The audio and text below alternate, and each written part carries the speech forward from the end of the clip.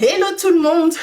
Donc bienvenue aujourd'hui pour cette neuvième lecture. Neuvième? Waouh, ça passe déjà vite. Donc neuvième lecture d'un extrait qui m'a fortement marqué.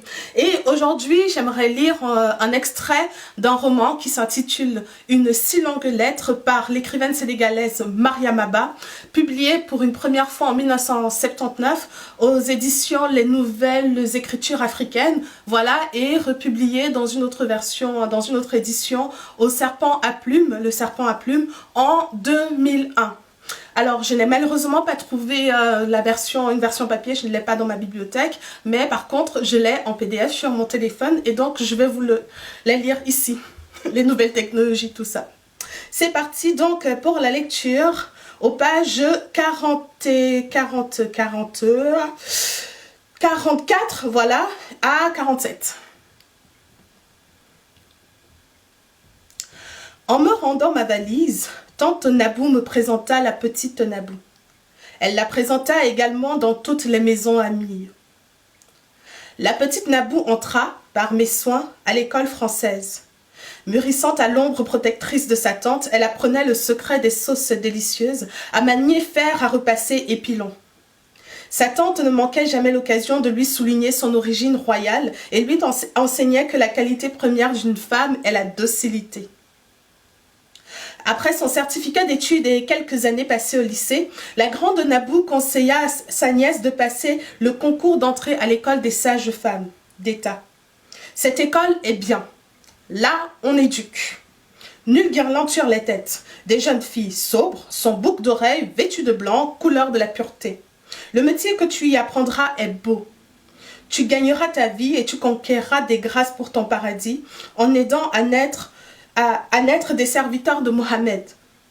En vérité, l'instruction d'une femme n'est pas à pousser. Et puis, je me demande comment une femme peut gagner sa vie en parlant matin et soir. La petite Nabou devint donc sage-femme. Un beau jour, tante Nabou convoqua Mado et lui dit « Mon frère Farba t'a donné la petite Nabou comme femme pour me remercier de la façon digne dont je l'ai élevée. Si tu ne la gardes pas comme épouse, je ne m'en relèverai jamais. La honte tue plus vite que la maladie. » Je savais. Modou savait. La ville savait. Toi, Aïssatou, ignorait tout et rayonnait toujours. Et parce que sa mère avait pris date pour la nuit nuptiale, Mado eut enfin le courage de te dire ce que chaque femme chuchotait. Tu avais une coépouse. Ma mère est vieille. Les chocs de la vie et les déceptions ont rendu son cœur fragile. Et si je méprise cet enfant, elle mourra. C'est le médecin qui parle, non le fils. Pense donc, la fille de son frère, élevée par ses soins, rejetée par son fils. Quelle honte devant la société. C'est pour ne pas voir sa mère mourir de honte et de chagrin que Mado était décidé à se rendre au rendez-vous de la nuit nuptiale. Devant cette mère rigide, pétrie de morale ancienne, brûlée intérieurement par les féroces lois antiques, que pouvait Mado Ba? Il vieillissait, usé par son pesant travail, et puis voulait-il seulement lutter, ébaucher un geste de résistance? La petite Nabou était si tentante. Alors, tu ne comptas plus, Aïssatou. Le temps et l'amour investis dans ton foyer, des bagatelles vite oubliées. Tes fils, ils ne pesèrent guère lourd dans cette réconciliation d'une mère et de son seul homme. Tu ne comptas plus, pas plus que tes 4 fils. Ceux-ci ne seront jamais les égaux des fils de la petite Nabou. Les enfants de la petite Nabou. Les griots diront d'eux, en les exaltant, « Le sang est retourné à la source ». Tes fils ne comptaient pas. La mère de Mado, princesse, ne pouvait se reconnaître dans le fils d'une bijoutière. Et puis, une bijoutière peut-elle avoir de la dignité, de l'honneur? C'est comme si l'on se demandait si tu avais un cœur et une chair. Ha! Pour certains, l'honneur et le chagrin d'une bijoutière sont moindres, bien moindres que l'honneur et le chagrin d'une guéléware. Mado ne te chassait pas. Il alla à son devoir et souhaitait que tu restes. La petite Nabou résiderait toujours chez sa mère, c'est toi qui l'aimais. Tous les 2 jours, il se rendrait la nuit chez sa mère, voir l'autre épouse pour que sa mère ne meure pas, pour accomplir son devoir. Comme tu fais plus grande que ceux qui sapaient ton bonheur. On te conseillait des compromis. On ne brûle pas un arbre qui porte des fruits. On te menaçait dans ta chair. Des garçons ne peuvent pas grandir sans leur père. Tu passes outre. Ces vérités, Passepartout, qui avait jadis courbé la tête de bien des épouses révoltées, n'opérèrent pas le miracle souhaité. Elles ne te détournèrent pas de ton option.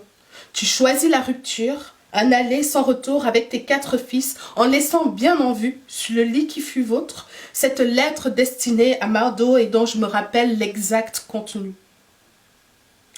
Mardo. Les princes dominent leurs sentiments pour honorer leurs devoirs. Les autres courbent leur nuque et acceptent en silence un sort qui les brime. Voilà, schématiquement, le règlement intérieur de notre société avec ses clivages insensés. Je ne m'y soumettrai point. Au bonheur qui fut nôtre, je ne peux substituer celui que tu me proposes aujourd'hui. Tu veux dissocier l'amour tout court et l'amour physique. Je te rétorque que la communion charnelle ne peut être sans l'acceptation du cœur, si minime soit-elle. Si tu peux procréer sans aimer, rien que pour assouvir l'orgueil d'une mère déclinante, je te trouve vile. Dès lors, tu dégringoles de l'échelon supérieur de la respectabilité où je t'ai hissé. Ton raisonnement qui scinde est inadmissible. D'un côté, moi, ta vie, ton amour, ton choix, de l'autre, la petite Nabou a supporté par devoir. Mardo, l'homme est un. Grandeur et animalité confondues. Aucun geste de sa part n'est de pur idéal. Aucun geste de sa part n'est de pure bestialité. Je me dépouille de ton amour, de ton nom. Vêtu du seul habit valable de la dignité, je poursuis ma route. Adieu, Aïssatou. Et voilà, c'est terminé. Donc, je vous donne rendez-vous demain matin pour la suite de ce fameux challenge. Et puis voilà, donc demain pour la 10e. Ciao, merci de m'avoir écouté.